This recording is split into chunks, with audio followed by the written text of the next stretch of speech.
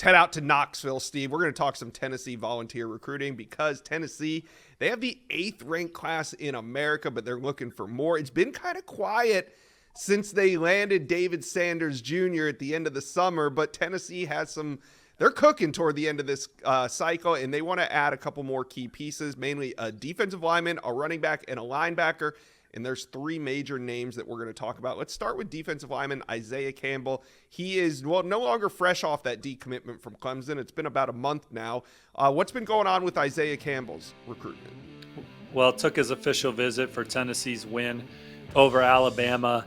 And him and his family just love the way that they've developed the defensive line under Coach Huepel, Coach Garner and company. Coach Garner's got one of the most distinguished track records at the position in his career.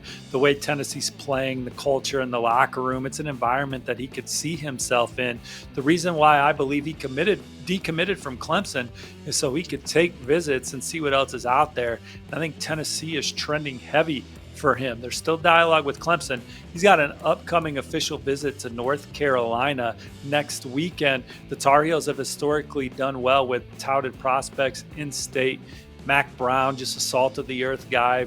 Kids have a great time when they go visit North Carolina. But I think it's up to the Tar Heels to change the trajectory of this recruitment, because I like where Tennessee stands for one of their top overall remaining targets as they try and push into the top 5 of the On3 recruiting rankings. Yeah, that'd be a big piece to this class to add at the end. Now, Tennessee's also chasing a couple USC Trojan commitments. Running back Duan Morris, he was on campus over the weekend, and you put in a prediction for him. A couple predictions rolled in for him to flip to Tennessee. The weekend's over. The dust is settled. What's going on with Morris's recruitment? Well, he'll be back later this month. Tennessee is now considered the heavy favorite to flip him from USC. I think that ultimately he'll be in the class. Josh, I like the way that one is trending. Tennessee wants to add another linebacker, and they are going back at USC's commit class. This time linebacker Jaden Perlotti, who they nearly flipped the first time from Georgia. Now they're coming back at him again. What's the latest as we get closer and closer to signing day?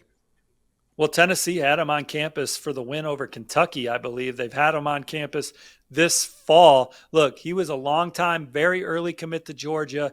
At one point, looked like he was close to flipping to Florida State. At another point, looked like it was close. He was going to flip to Auburn. And then certainly there was a time where Tennessee had the momentum. Then USC comes in. They get him flipped, but he's obviously still keeping Tennessee in play. He's had a lot of love for them his entire process. Coach William Inge and company have done a really good job recruiting him. There's an opportunity for him to play day 1 at Tennessee. I think that excites him as well. And this one seems to be picking up towards Tennessee at the end of the cycle.